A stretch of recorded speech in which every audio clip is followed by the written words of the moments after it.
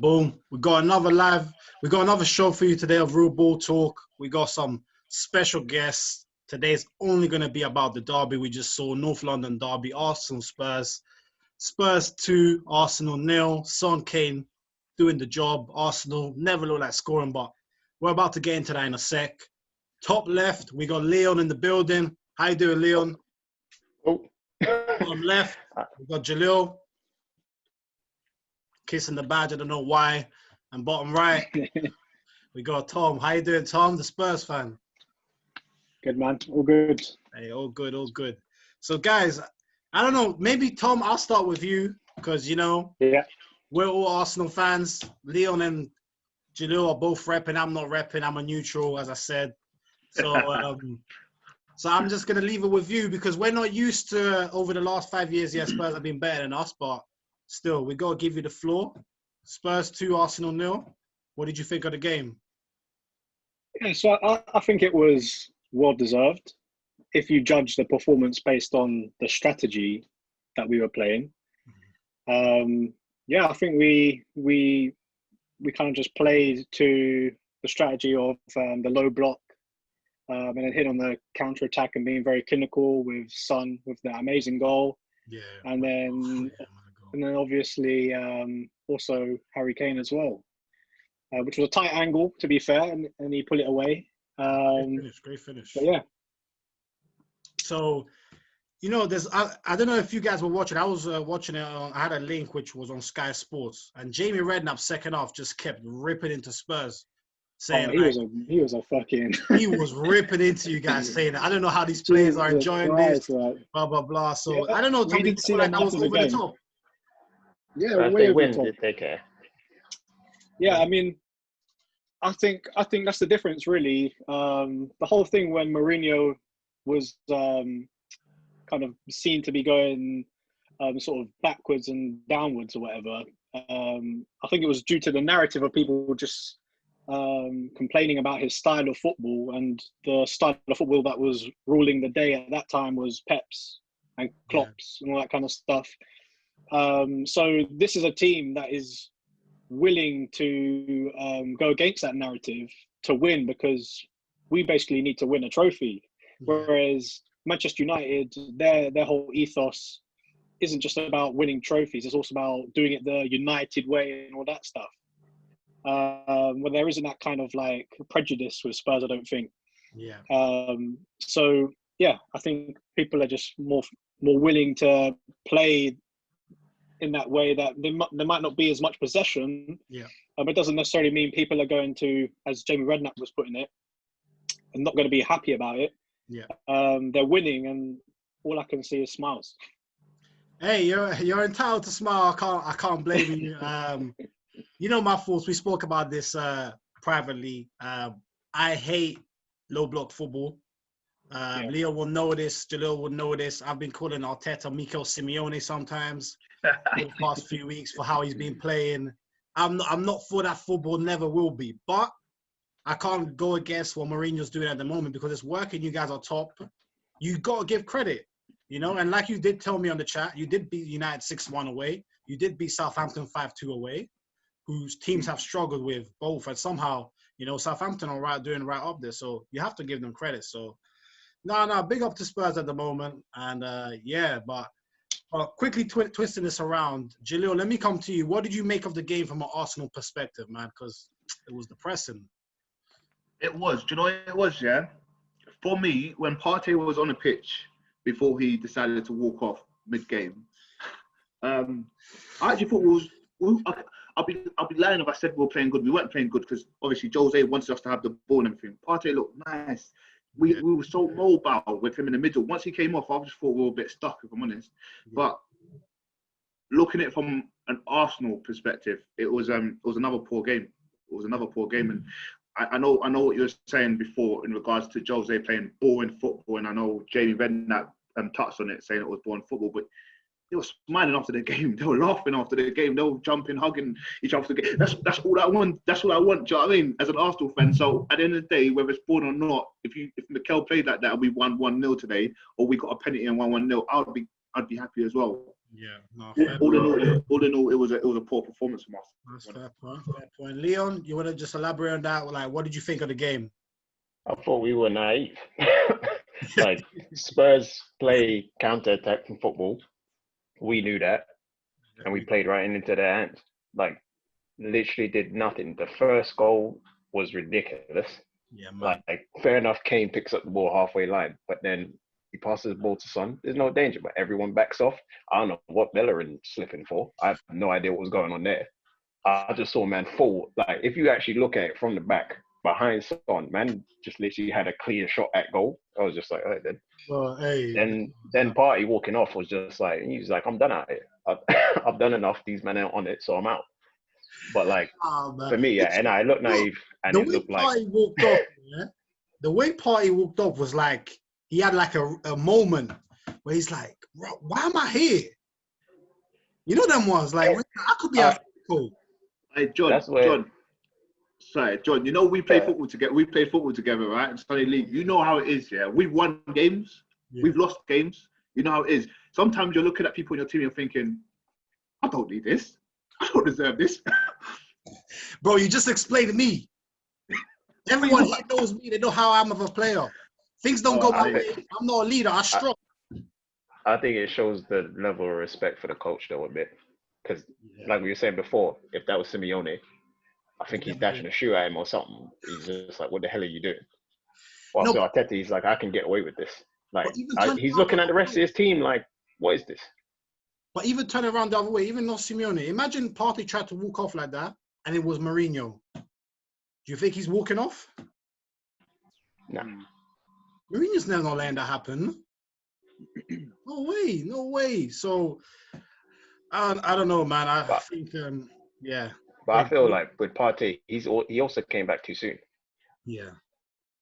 And I'm just wondering a bit where he was just like, he walked off like, literally, you got me back here for what? Like, you bought me, I told you I'm not fully fit, and you done did this to me. I'm off. I don't care about these men anyway. I mean, that whole Partey thing is funny because he got injured about 3-4 weeks ago. And then only at the beginning of this week, they were saying it's a more serious injury than they thought. And then my man ends up starting the North London derby against Spurs and then gets injured just before half-time. That tells you he was not fit. He got thrown into the deep end. And at least if you're going to throw him into the deep end, put El Nene or someone that can run next to him, not Xhaka. Xhaka can't move. The Xhaka obsession, I don't understand. The Xhaka thing, honestly, I've said it. I'm going out of it. Worst centre mid I've seen play for Arsenal. I don't care. Do you know what is about Xhaka? I've got to defend. I've got to defend him on one thing. Go on. It's gonna annoy a few Arsenal fans and probably a few people out there who hate him, and I know a lot of people that hate him. However, having said that, he's nitty and gritty, right? He made some stupid tackles today, but I'll do the same thing. I'll play the same position as him. Like, I just take those stupid tackles sometimes just to make them aware where we're ready to get down and dirty. He was the only one fighting today. And the only thing is, with this game today, I knew Xhaka would play just because he can slow down the game. You know, he's a slow passer. He picks up the ball. Let's say, for example, we go 1-0 up. It was never going to happen. But let's say, for example, we go 1-0 up. He was the perfect person to put there. Him and Nene would have put them there to control the midfield. Like we did to Man United, do you know what I mean? But I understand what you're saying about Xhaka. Yeah. I mean, obviously there's emotion, so me saying he's the worst centre mid I've seen play for Arsenal. But I'm just talking about over. We've got to remember, this guy's been starting for us for 4 or 5 years. And we have to think about what's happened since he joined the club in 2016. We haven't made top 4 since he's joined. We've got worse every year since he's joined. That's not a coincidence. My only thing, Jalil, on the point around the stupid tackles is I'd have liked the stupid tackle in the build-up to the second Spurs goal. I'd have liked man to drag him down. It sounds bad, but it's like, look, you know the situation, because regardless of whether Partey goes off or not, that's still like 4v3 on the sprint, on the count. So I'm just like, I'd have liked to. Like I said, I think we were just naive, and it looks kind of like the same, where it's just like we're doing stuff that's just dumb. Who are we blaming though? Are we blaming the players or are we blaming Mikel for tactics? Well, who are we blaming here? Because in my opinion, I can't really blame Mikel when we got players on the pitch who don't know what the hell they're doing. I mean, Bellerin, how many crosses did he put in the box? to Abba can't get to the right positions. He scored, 47 goals for us and only 3 been off headers. Why are we crossing it in all the time?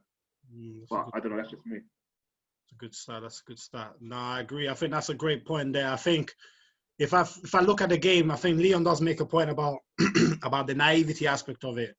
We saw Spurs do this to City. I think I told Tom privately that I thought Spurs played better against City because I thought they looked even more dangerous at attacking the spaces at the right time against City. They could have scored more than 2.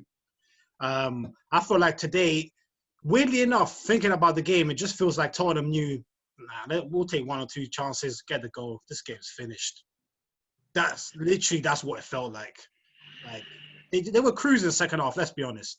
They were on complete control, and yeah. So, but yeah, Tom, I guess let me bring you back in.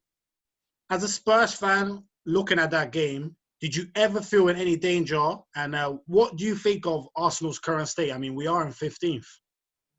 Yeah, just to bring to that point you just mentioned about you saw what happened with City, but yet you still played the way you did. I think that goes back to the whole, there's a bit of arrogance about that style of football, of just attacking football, where that people just believe that should win the day anyway. And that's how, if you heard Pep after the game against Spurs, he felt that way. He was like, they only had 2 shots and they scored 2 kind of attitude. And yeah, we knew how they did it. They waited for the defender to come forward and left space in behind to score. So he was aware of the threat and he was just kind of blaming it as an individual error on the defenders.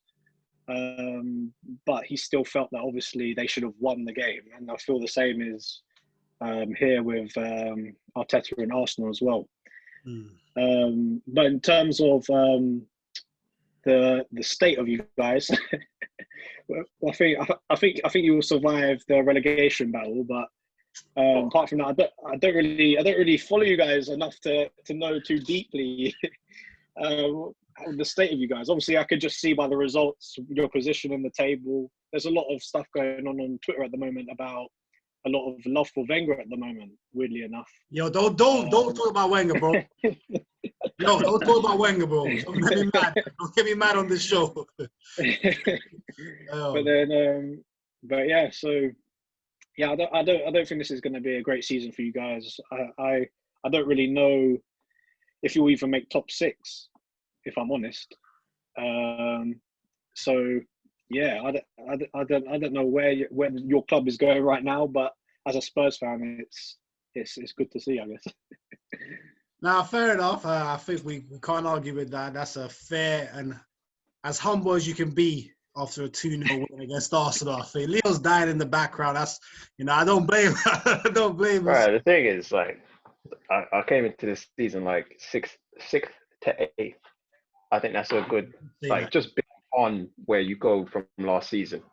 I remember we spoke about John before, like towards the end of the last season. It was like, do you like this kind of football? And the answer is no. When we were playing in the last season, but it's like, if you can do this now and then you build on and then you show, okay, this is where I want to take this. Like when Klopp first took over Liverpool, it was like, I remember at first people expected him to do miracles and they didn't do that well at first. But in the season afterwards, he then brought in, okay, this is how I want to play. This is where I'm going to pressurize and do everything. And you saw the players behind that. Now I'm just like, with Arteta, I'm like, it's not really moved forward. It seems, like I said, it's kind of naive on his part as a manager, where it's like he saw what happened last season and we came in and played the exact same football. Yeah. No real 5 at the back. Then it came to a point where it's like, actually, we can't create that much. And now everything's just a reactive thing. It's just like, oh, crap, we're not scoring goals. I need to, like today after the match, he's talking about, oh, we had how many crosses? I'm like, yeah, but it's still, you have Aubameyang up front. We don't have Giroud. We don't have these players where we're making these crosses. So I don't know why you're speaking about that. We're not playing the ball through the middle. We're not like so for me, it's like it looks like messy right now. Like it looks like since Wenger left, it's just an absolute. It's a bit of a shit show, but I don't know. I'm gonna take it as these are the bad years, and that's my hope. That's my hope right now. Bro, I think, man, that was That was very well broken down, man. I'm not gonna lie. I'm trying to think of anything to add to that, but you're right, man. These are the bad years. These are the bad years. They're getting worse, and but I guess you make a good point there about Arteta being reactive, and that's where I want to bring you in, Jalil, because let's break this down and look at this honestly, right? A lot of Arsenal fans will tell you that Aubameyang is our best player. Okay. In my opinion, it's Partey, and you can say Aubameyang second simply because of how many goals he scores. We have to give him credit for that. But let's look and analyze Aubameyang's game. He is not a hold-up man. He is not a link man. He does not score headers. So his type of play, if people look at how he was scoring for Dortmund when he was playing up front, Dortmund at that time were the best counter-attacking team in Europe. They were just counter-attack, counter-attack, counter-attack. So that suits Aubameyang's game because it's all about predicated on speed, crosses going wide, whipping it in, and he slides in to score. That's his game. So if you want to get the best out of him, then you've got to play a style of football that suits that, which is based off more similar to what Spurs are playing, which is sit back, but quick transitions. And our problem is we don't have players like Son, who's a ball carrier and can skip past a man. We didn't have one guy today who could skip a man. Willian used to, not anymore. He's finished. We got another Chelsea reject there. But look at the difference. We get a Chelsea reject, Willian, finished. We give them an Arsenal reject, Giroud, and then the guy goes and scores 2 against us Europa League final, and now he's bagging for Chelsea, scoring 4 in Champions League, perfect hat-trick and pen. So you see the difference there. I'm just saying that if people, right now, Aubameyang is our best attacking player. So if he is, we have to try and build our attack to suit his ability. But I don't feel like we have the players to do that. And that's where I don't know, Jalil, what's your thoughts on that? Do you agree? Do you think that's the right approach? What's your opinion on Aubameyang generally at the moment? Because 2 goals in 11 games is shambolic, if we just have to be honest. I mean, that's a good point. I'd drop him. Drop him? I'll drop him. This is why. I sound crazy right now, but this is why. Wolves and Aston Villa, who we played, who beat us, right? Obviously, Wolves beat us 2-1. Aston Villa battered us 3-0. The reason why Aubameyang didn't get into any good positions because they know we're playing Aubameyang and what he needs is space. They put someone on him and someone behind him, in front of him and behind him every single time.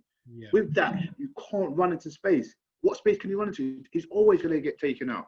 It's impossible. And when it comes to creative players, I mean, I know everyone's using this excuse, oh, we have no creative players, we haven't got Ozil, we haven't got this and that. I think that's all irrelevant, really. I think we need to drop him. Lacko played all right, but I'd put Eddie up there. I know it sounds crazy. This is going to sound crazy, but I'd put Eddie up there. And then about half-time, 75 minutes, bring Albert on, stretch the game. Let him come on and be a super sub. He is one of our best players. I'm never gonna say he's not one of our best players, but he's not doing anything. Today he did nothing. He had so many opportunities. Let's not say, oh, there's no chances. He had that opportunity that Toby blocked. That was quite amazing. I think the Spurs defense is amazing as a whole, but we drop Alba, I think we drop Alba. I've kind of been having a fight with a lot of my Arsenal friends in regards to Alba. Everyone's always backing him, but no one can say a bad word about him. I'm happy to say a bad word about him. I'm happy to say how it is because he's shit at the moment. Like, he's not doing anything. And there's one thing as well. There's one thing I'll add, John, actually. There's one thing that is kind of like, it's very irritating. Why is he our captain? Normally you go 1-0 down, yeah? Normally you go 1-0 down and you tell Bellerin, listen, put a better ball to the box and give it to me to feet. Or Laka, stay here. Why do you keep dragging the ball there? Why are you holding the ball? Oh, we just went 1-0 down. Everyone, heads up, heads up, heads up. You know what it's like with football. Why is he captain? He's too nice. Whoa, I could go all day about him, bro. Don't get me started, bro. Bro, you just lit the fire, bro, because that point there on the captain thing, yeah, is such. Look at Aubameyang, yeah. He's one of the happiest guys I've seen. Don't get me wrong. Yeah. I love his personality off the pitch, always smiling. He's that type of person that brings your spirits up. But when he plays on the pitch, when things are not going well, you know, there's things that people say he never puts his head down. Aubameyang's the first one to put his head down. First one. I'm looking at him and I'm generally thinking, why are you looking so upset? Why not try and do something to galvanize? You don't have to be shouting and screaming, but even if it's something like you get the ball, you take a shot from 30 yards, and then you just throw your hand up like that, just to say, like, I'm pissed off, I'm not getting service. Just let people know. Do you know what I mean? And my thing is then also, like, I had to bring Tom back in as well, is basically to compare him to Kane. Because even though Kane isn't Spurs captain, you can see his impact on the outfield. And it's like that comparison. Like, Kane is there clearly a leader. Yeah. Clearly someone that's going to scream and shout. And I look at, like, Abba and go, I don't, like, to your point, I don't know if he needs the captaincy. Yeah. And it's like, what? So, like, kind of, to bring back Tom back in is like, what is, like, the impact of Kane? You feel like this team, like, how big of an impact is he having? Because he's obviously having a great season so far. Good season. Like, he does Arsenal off his shoulder like no one's business. So. Yeah, I mean, Kane's one of those people who leads by example. He's not exactly like the guy, like the goalkeeper or maybe even the centre back who has more of a view of the pitch. He'll be doing all the shouting kind of thing. But it's by him getting back. And, you know, they were showing analysis of he had more touches in his own box than in the opponent's.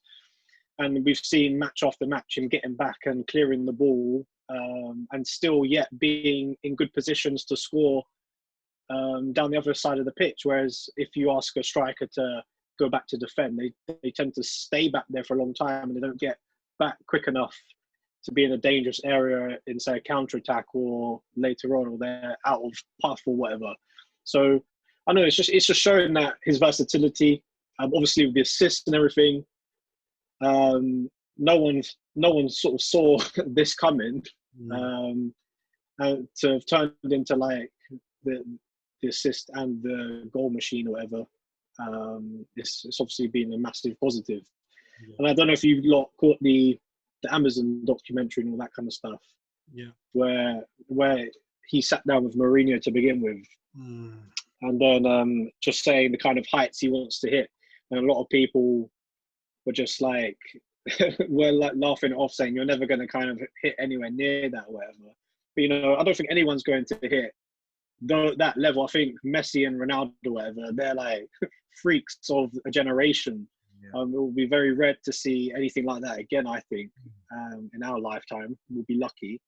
But then there's the next group of players, basically. And of that group, I think he's definitely up there performing at that kind of level or the top of that pack, I'd say, across world football right now. And I put Son in there as well. Son's doing amazing. Like, when you see him with the ball, you just know that he's just going to score. And you don't, when you got that with a striker, it's just the best thing really for your team. Yeah. No, I agree. I think Kane, if I'm being honest, has been player of the season so far.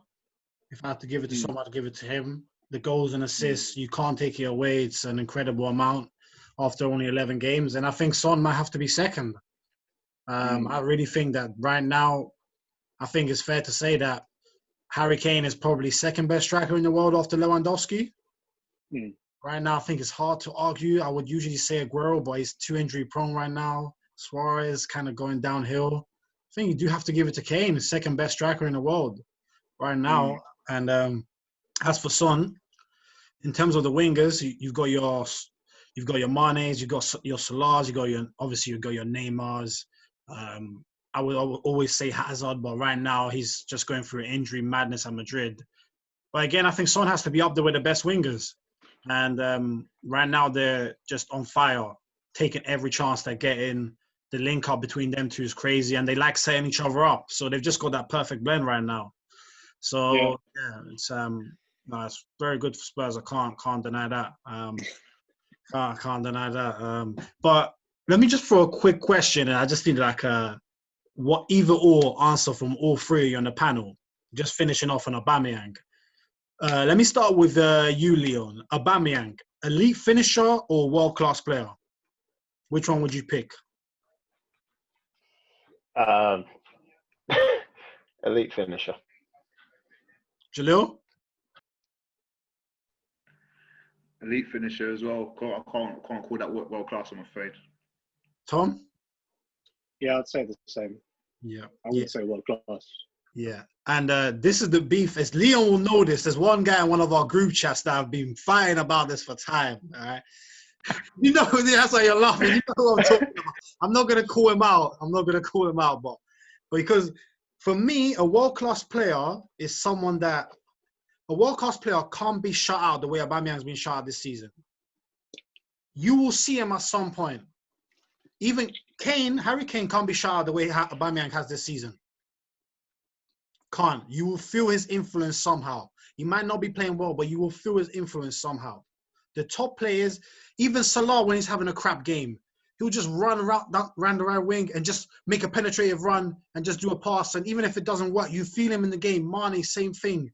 All the top players. Aubameyang, no service, nothing.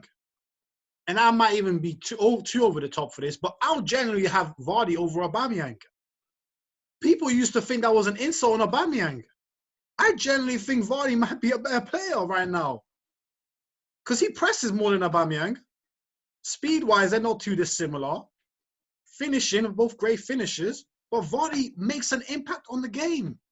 So, that's my pet peeve on Aubameyang. That, you know, I like the guy, love the guy off the pitch, on the pitch. Not my kind of player, but I can't debate his numbers. But right now, he's not doing it. So, I don't want to, you know, I think there's a lot of Arsenal players that could be scapegoated for this right now. I see a lot of people killing Bellerin right now. By the way, with Bellerin, I've never seen a guy make so many foul throws in my damn life. Bro. I haven't seen like this many foul throws. I think like in 5 years or 5 seasons, I've probably seen 2 foul throws. I've seen Bellerin commit 5. Bro, like I've seen Bellerin commit one back-to-back games. How? You're the right back as well. You're the one who always takes throws. You don't want to untuck his shirt. That's what it is. Bro, that shirt thing, don't get me started on that, bro. Oh, mate. But can I just say something here quickly? I mean, who do you think? I mean, there shouldn't be a scapegoat, but who would you say it was our worst player today? Ooh, worst player. We've got quite a few picks. And who you thought was our best player? I just want to get your drift on that. Right. Best player, I would say maybe Gabriel. I would have said the same. Yeah. He was solid. I would have said Partey, but he went off half-time. Saka tried. Worst player...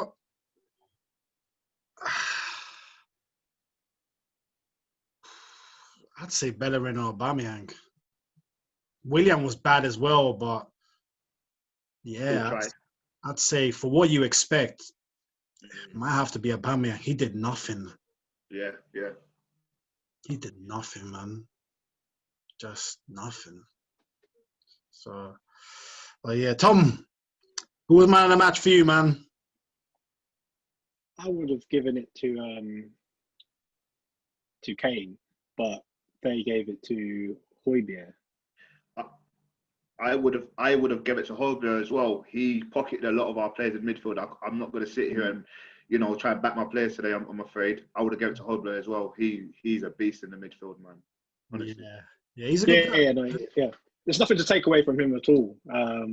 He plays like that so consistently now as well, every game. I just thought that because Kane with the goal, with the assist, and his work rate in our own defensive box as well. That's why I would have given it to him. But yeah, you're right with Højbjerg as well. He did great. I mean, we talk about assists. You know, I play centre mid. I play centre mid. If I give it to a guy on the left wing and he runs 20 yards with it, smashing it for 30 yards, I don't know if I'm claiming an assist. Yeah, I know what you mean. You know what I mean? But it's an assist in the stat sheet. And he made the play. A lot of people would have made the play. But yeah, man. I think we're close to wrapping this up. I just have probably got one more thing that we could pick up. So, thanks, guys. So just going to wrap this up now. looking at it from both sides, for both Arsenal and Spurs. So maybe if we start with the Tottenham perspective, because we know the Arsenal perspective is going to be way more controversial. Let's go with Spurs. Tom, let's start with you. How are you feeling for the season? Where do you think you're going to finish? And do you think you'll also get a trophy?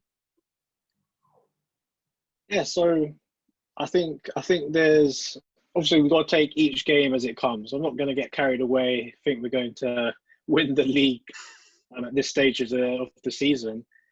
But you know, there was some stats flying around about Mourinho's positions every time in the second season at a club, and basically they're all first, bar his season with Man United where he came second.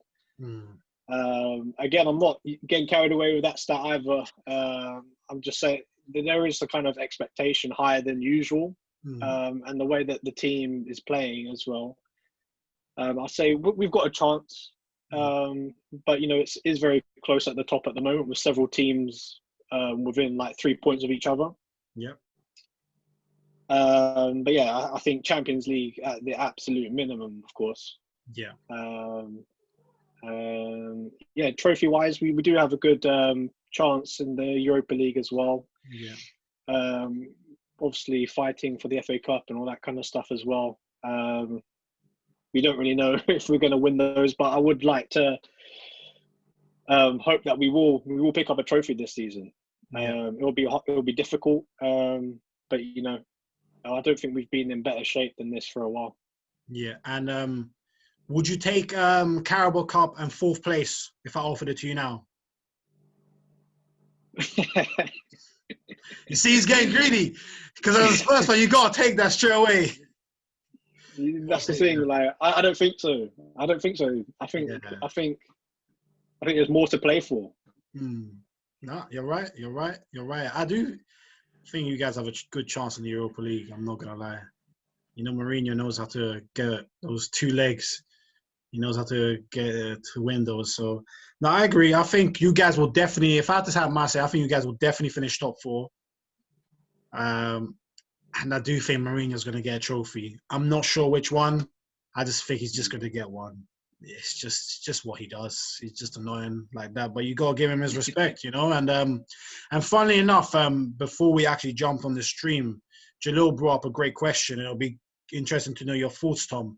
Jalil brought up, if Mourinho did manage to win the league with Spurs, does that solidify him as a Premier League legend of a coach? Yeah, absolutely. I mean, taking aside that everyone would consider never being capable of winning the league to doing it, I think, yeah. But I think the thing is, I think Spurs suit him in the way that they are the underdogs, and he likes the underdog kind of perspective for his team. Yeah. So that they're willing to do this grinding out results in this way, and winning the ugly way and all that kind of stuff.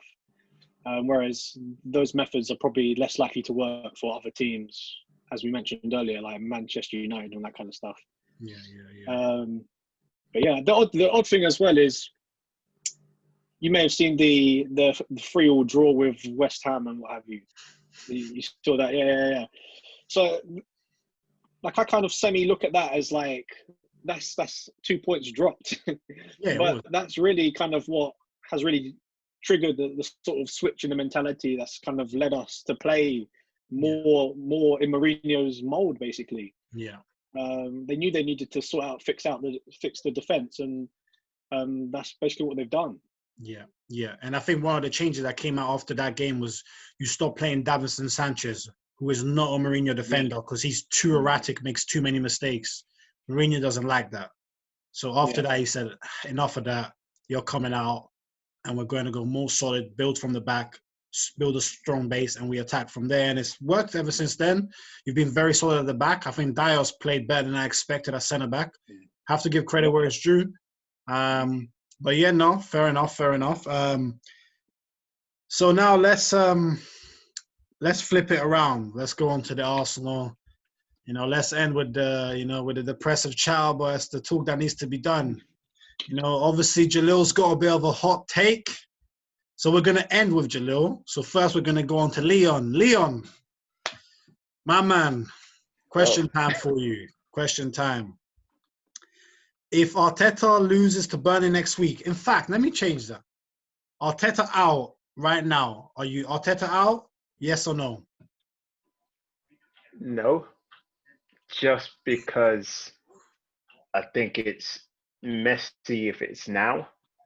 Like, to be honest, well, my kind of thing, even like towards the start of the season, I was like, can we just hurry up to get to January and get to the transfers? Because the squad, at the same time, Arteta is very active right now, but at the same time, this squad isn't particularly good. So for me, I'm going to say no, but he has to start showing something, because right now it's all looking like he's just panicking and just trying to be like, figure out, like, I get that this is his, at the same time, you really see that this is his first job. And he's really just going, oh, shit. oh, like, crap, fuck. And then just being like, I need to, in some way, get this together. Yeah. And we ain't got a string of fixtures where I just go, you know what, this will be an easy run. Like, Burnley's an easy game, but then it don't really get that much easier after that. Nah. So I'm going to say no for now. A loss to Burnley, I mean, it'll be hard. It'll be hard to defend them. Mate, that Burnley game, it's next Sunday, 7:15, last game of the weekend. It's set up perfectly for Arsenal to be the banter club, as always, and end the weekend, lose 1-0 at home to Burnley, Chris Wood header, last minute. It's set up. It's set up for that. So, but Jalil, coming to you now. The hot question every Arsenal fans live right now. Arteta in, Arteta out. Where you at, bro? It's going to sound crazy, but Arteta in for 3 to 5 years. I'll elaborate. 3 to 5 years. 3 to 5 years.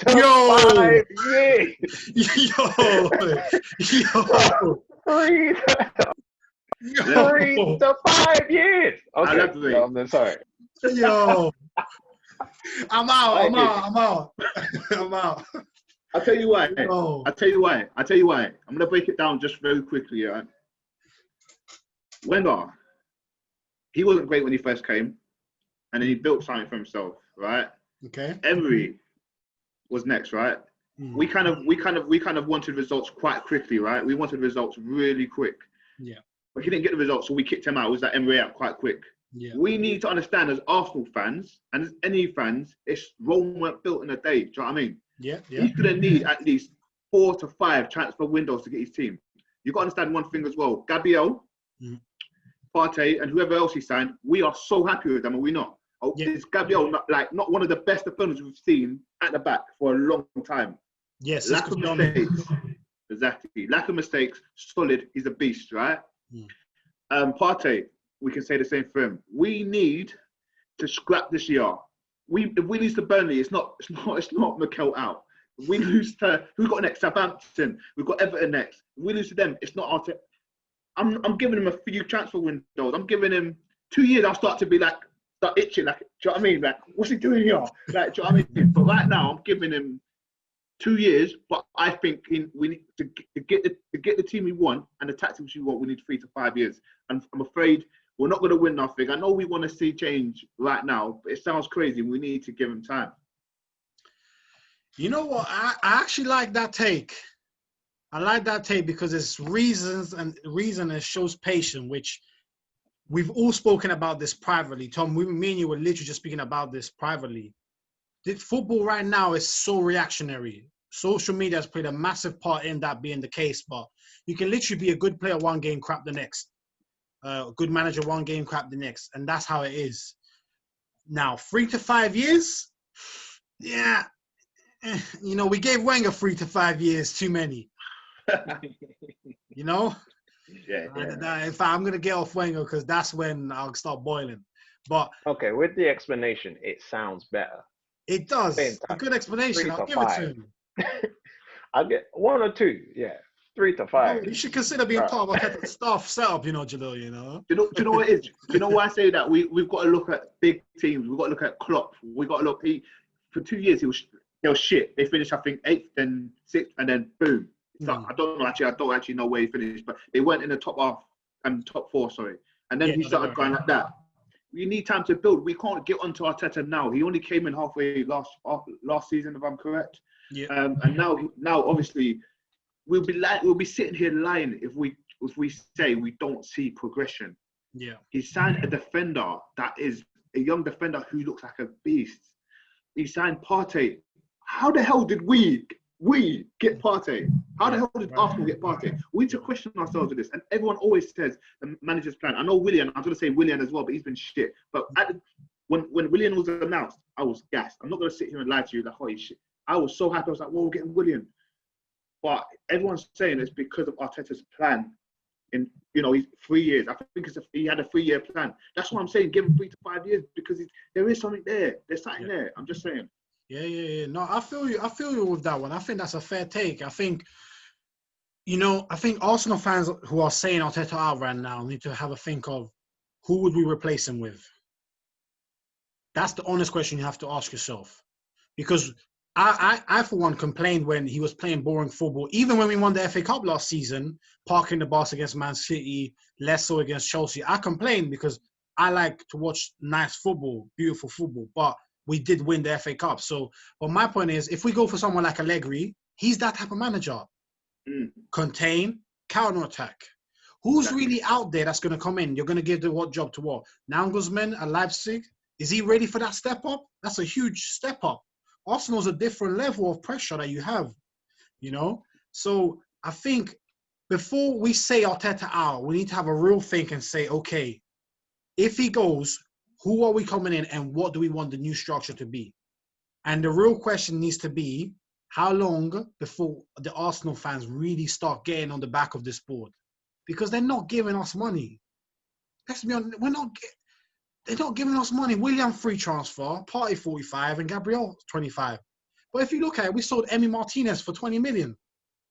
Yeah. We sold someone else, I'm sure.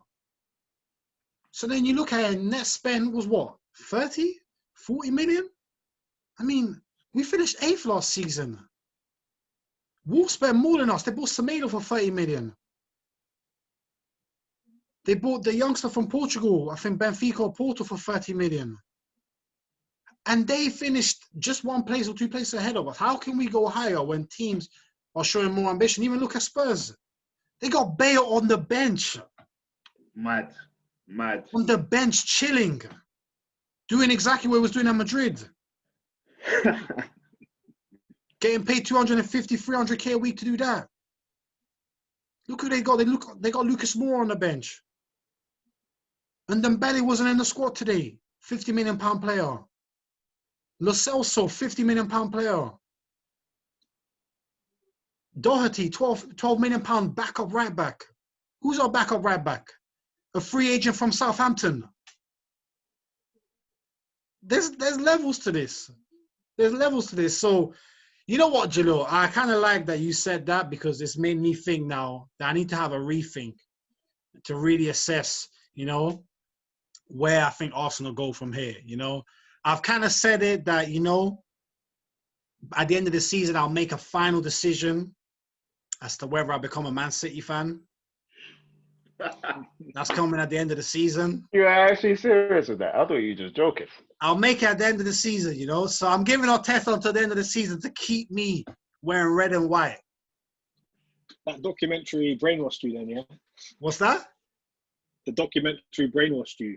Yeah, man. Now, you know what? Actually, that was a sick documentary, but nah, man. Listen, I like good football.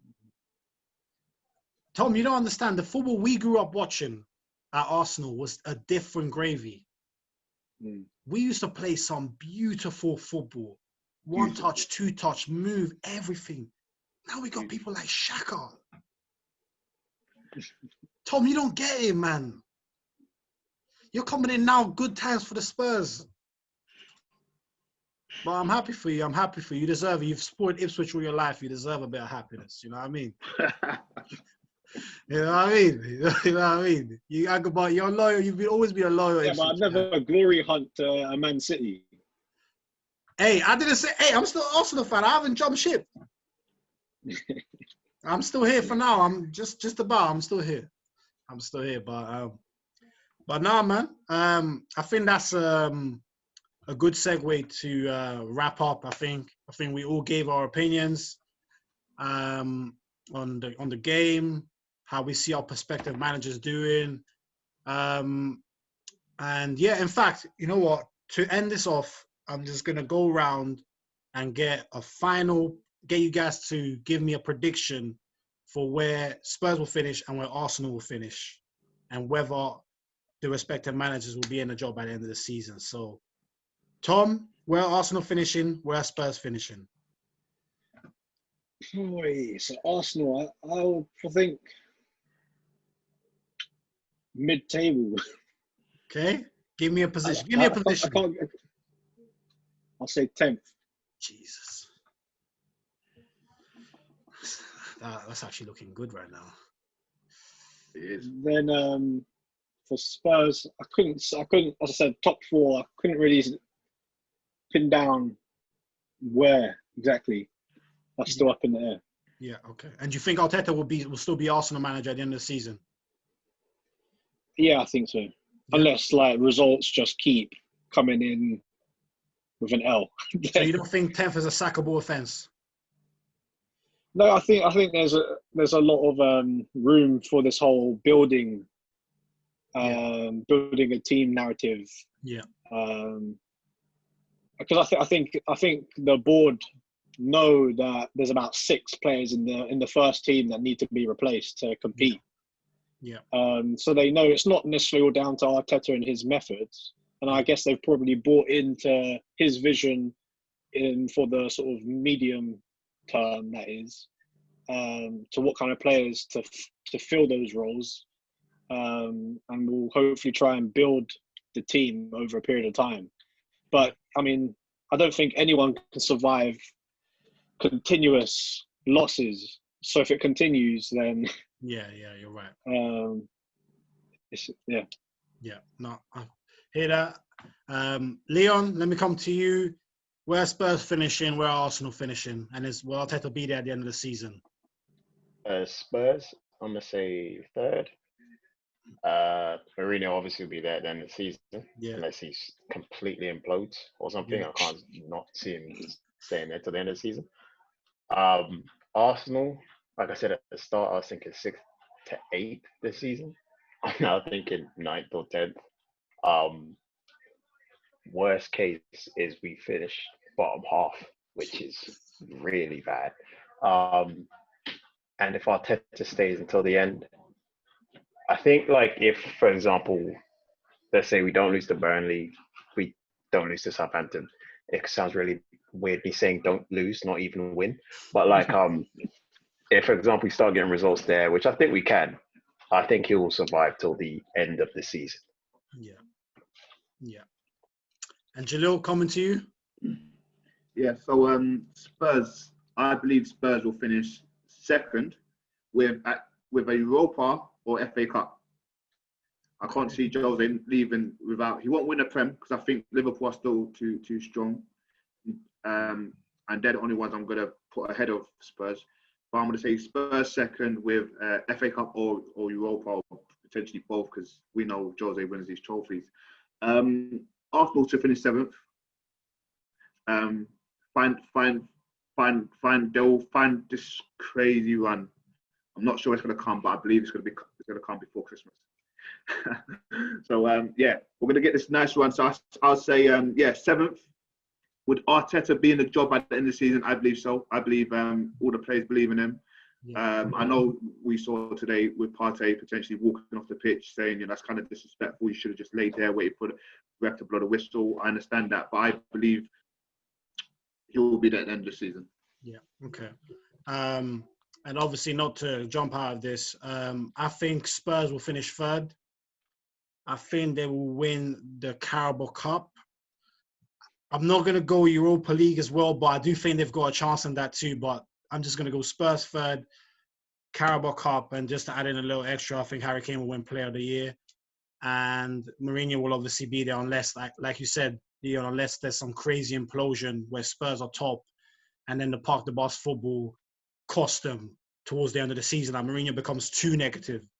But I don't think that will happen. And I think even if they did implode and just finish third, that's still an amazing season. So I think Mourinho is good there. So yeah, third and Carabao Cup. And then Arsenal, I think we'll finish 9th. And I do think Arteta will be made a scapegoat. I think the board won't be able to, because the board have to find a scapegoat. They scapegoated, if you could say, they scapegoated Wenger towards the end because they didn't really back him properly towards the end of his last couple of years. They scapegoated Emery because Emery was actually doing better than this right now last season when he got sacked. And he got sacked. So, and I think what's helping them at the moment is the fact that there's no fans on the ground. Because if there were fans on the ground, you know what the Emirates is like. They're not the best at cheering, not the loudest, but when things go bad, they will get onto you. And I think that might be helping Arteta right now. So I do hope it works out for him because he speaks the right way. He looks like he should have everything in place to be a great manager. He's young. He can grow into the role and develop. I just feel like the Arsenal board will make him a scapegoat. And if they do, I honestly don't know where we go from there because I don't trust them to pick the right manager. I don't trust them at all. They'll find another cheap option. How are we to know that they won't go for Eddie Howe?